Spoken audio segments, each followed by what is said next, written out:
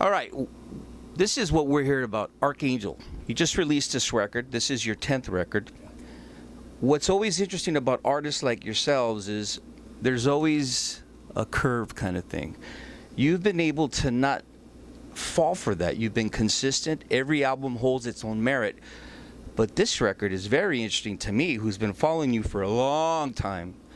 It's heavy, it's aggressive, it's angry, very articulate lyrically. You reference a lot of Old Testament from, the good old book. It has a very mature sound, but yet it still captures all the essence that everybody wants in a Soulfly record. What do you think about that?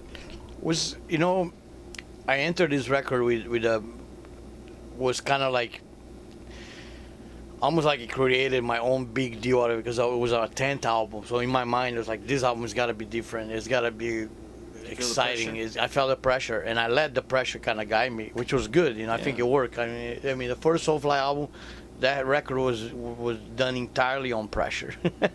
Talking about pressure, I mean, there was a new band, and nobody knew if I could make it or not, and that Soulfly first record, a lot of people really loved this first album, and I kind of work good with pressure, man. I think it comes out of me, and I think the team that we use for Archangel was exceptional. Matt Hyde, great producer, got all that stuff out of me, was really into a lot of the biblical, exotic themes on the album, and helped me even with like ritual Kabbalah words that I didn't even knew, and we throw some in there on Archangel. So it was very creatively and also spiritually opening for you, huh? Yeah, and it came from first trying to do something different. I always look for something in my mind. I think it's the artist.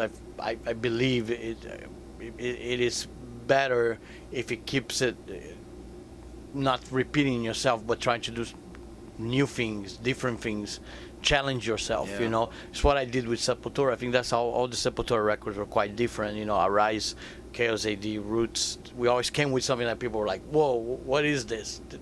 We didn't see this coming out of nowhere. We could have done Arise Part 2. It would have been very successful, but for me, it wouldn't be just Sex Factory. I prefer Chaos AD. I think it's more interesting where we went. We went somewhere else, so it continues with Soulfly, so after all the albums, I had this idea. It came from my mother, actually. She told me this year was the year of Archangel St. Michael, and it's very underground. Not many people knew about this, and it was like, and it really kind of clicked me, I was like, man, that sounds cool, that my mom knows this information, and what can I do about that? So I just like, maybe I make a half an album about this. So I started, dwelling into start reading some Old Testament, some scriptures, and doing some research on the internet, watching a lot of documentaries, and stuff comes out. I think my favorite song that came out was Sodomites. Being Sodomites with Todd from Nails, that for me it's a killer song. Speaking of that, I mean, the collaborations, again, you continue with bringing in these amazing underground artists, but Todd does an amazing job on this song, Sodomites. And also, let's talk about can't forget the King Parrot himself. Yeah, it was two really cool guys. I think it's part of a new generation of metal that's coming up. Nails and King Parrot it's the new generation, but I think it still holds. They hold all the beliefs of what metal, what underground metal is all about. If you listen to Nails, it's very in your face, it's very powerful. King Parrot live is just completely insanity. It's just bizarre. It's just a bizarre band. So I was very fortunate I get those two guys on the record. My last record was Savages. I had Mitch from Napalm Death on it, and Neil from Clutch, and so it was kind of it was nice that this time around I got to choose two of my favorite new upcoming underground artists. And what I like the most is how excited they got to work with me, which I think is the coolest thing when you get somebody that really wants to work with you. Like Todd was very, very excited. In fact, he sent me a package before we even knew that we were going to work together, and he said that the song on Silent Death from Nails had a part that he took out from Territory. So it was like, don't sue me. But I had, I took out some from you, from your work, and put it into Nails, and I was like, hell yeah, that's awesome. Yeah, the ultimate flattery, man. So it was great, and I think it came out really good. He's gonna show up here tonight. We're doing Sodomites tonight with him, so it's gonna be cool. Let me hit you with something here. In the United States, it's very interesting what we're going through right now with the whole legalization state by state of gay marriage. There's a big controversy where in one of the states, the clerk that didn't want to, issue that. Do you feel that with the religious aspect of this album, and then also a song like Sodomite, it might get misinterpreted, and you might fall victim back like in the 80s with the PMRC and the whole right-wing Christian conservative, because it's on the rise again. Right. What do you think about that? I don't know. I'm a pretty open-minded person. I think I think they should legalize everything. Good for you. Let everything be legal and let people decide for themselves what they want to do with their lives. And being metal, we always under scrutiny and we're always being judged by society. So you kind of get used to that.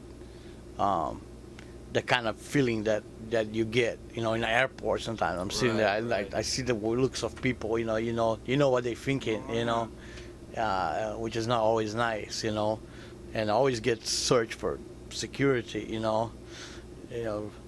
random selection, right?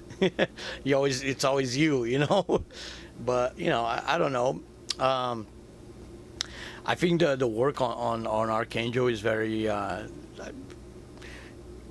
I'm not a Christian band. We're not a Christian group, and we're not pushing or selling religion to anybody. In fact, a lot of my favorite bands are stuff like Watain and Behemoth, and they're pretty much satanic, And I wear their shirts all the time, so I don't really care for that, So like, I just wanted to make something different and exciting. So I was reading the stories, and they were really.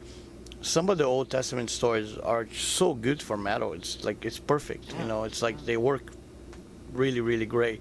Even using, I took phrases from the Old Testament on Sodomites.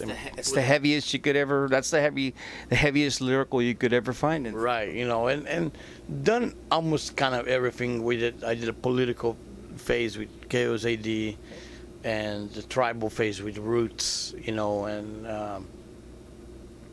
Slavery and Slave, and Dark Ages is about the death of Dimebag and all that dark time, So it's like, if I have a chance to do something new and exciting, why not, man? I'll go for it, I just jump right into it and try to do my best, but really have a mentality of non-preaching kind of style, I'm not preaching to anybody what they should be or what they should not be. That's not my business.